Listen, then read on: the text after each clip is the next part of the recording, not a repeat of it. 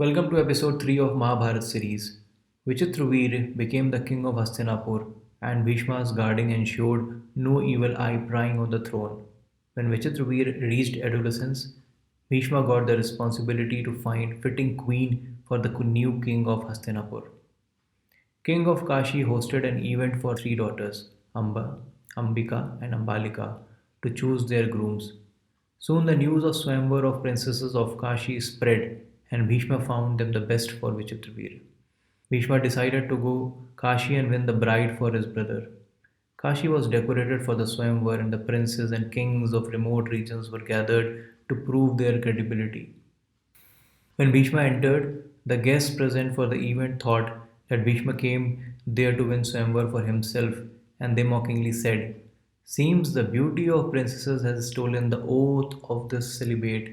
He must have forgotten that this is Swayamvar and not any battlefield."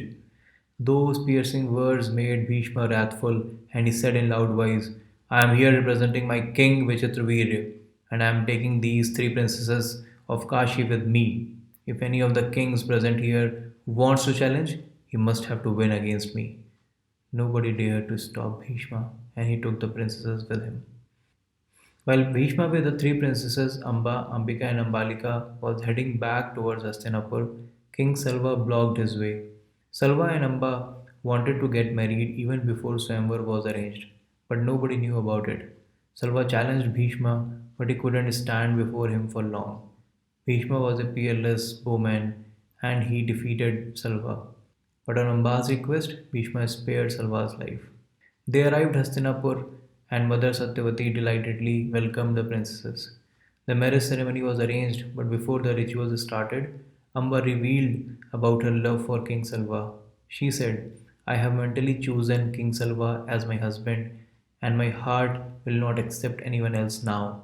And then she mockingly addressed Bhishma, "O son of Ganga, you are learned in the scriptures, so tell me, after knowing my truth, what will you do?"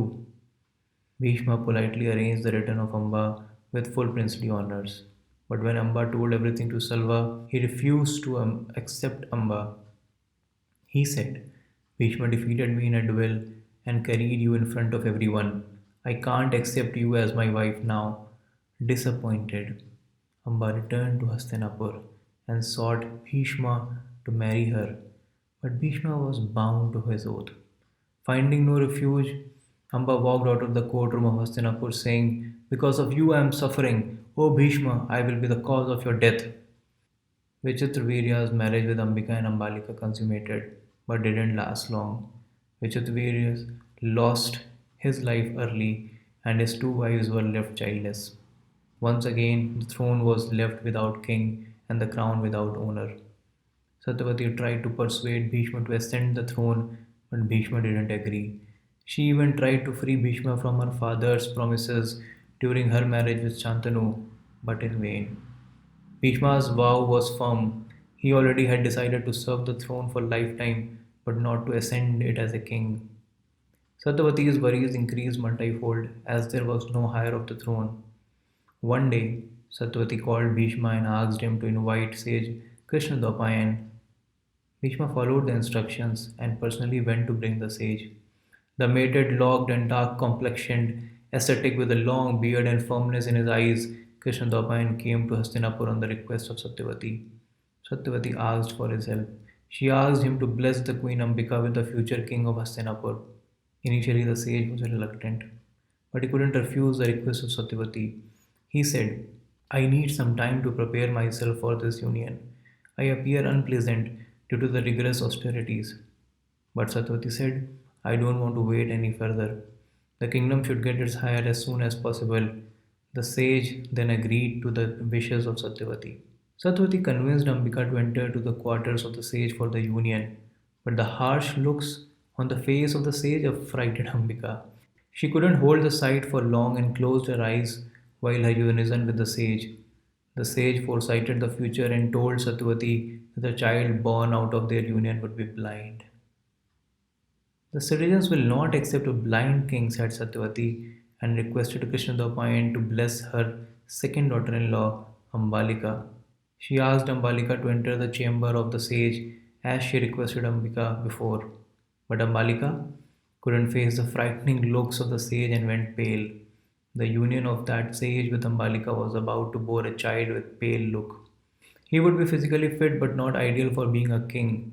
Satyavati's miseries grew again. She didn't want the throne to be decked with a king who lacks any of the qualities. She tried to persuade Ambika again, but this time she sent her maid into the quarters of the sage. That maid ensured the comfort of sage and dutifully served him without any fear. That maid of Ambika then bore a healthy child. In due course, Ambika gave birth to a blind son, Dhritarashtra. Ambalika gave birth to a pale child, Pandu, and that maid of Ambika gave birth to a healthy child, Vidur. Vidur was born with all the supreme knowledge and unparalleled intelligence. The three children, then in supervision of Bhishma, grew and gained the knowledge of scriptures, warfares, and politics. The sage Krishnadwapayan who blessed the queens of Hastinapur is known to the world as Vedvyas. But why he agreed to request of Satyavati and what was his relationship with Satyavati? So the story goes like this. During her maidenhood, Satyavati used to help her father Dusharaja in routine business of ferrying passengers on river Yamuna. She was born with a peculiar smell of a fish and was unpleasant too. One fine day, Rishi Parashar was traveling on her boat. He looked at her and his desires roused. He wanted to unite with the lady of unusual smell but submissive beauty. The desires ruled, and Sage Parashar expressed his wish. The lady understood the determined sage and honored the desires but put a condition. She said, I stink like a fish, and union in such unpleasant smell will not be fruitful. The sage understood and with his yogic powers turned the unpleasant smell to a musk fragrance. The union impregnated the young lady, and at due time she gave birth to a boy in an island on river Yamuna. The boy with the powers of Rishi Parashar born with unmatched intelligence. He was named as Krishnadwapayan, one with black skin tone and born on an island. So Krishnadwapayan was actually son of Satyavati born in her maidenhood. As the boy grew, he walked into the woods and followed the path of asceticism, but he promised that whenever his mother would need him, he would come and help her. And hence, when Satyavati asked Krishnadwapayan to bless the queens, he couldn't refuse. So, friends, this ends our episode number 3. But do you wonder why a man with supreme intelligence and expertise, Vidur, was not born in royal lineage and why he wasn't a king? If you want to know the backstory of Vidur, please comment and share your views. In next episode, we will see who will become king of Hastinapur, marriages of Dhritarashtra and Pandu, and birth of Pandavas and Kauravas. Till then, goodbye. Thank you.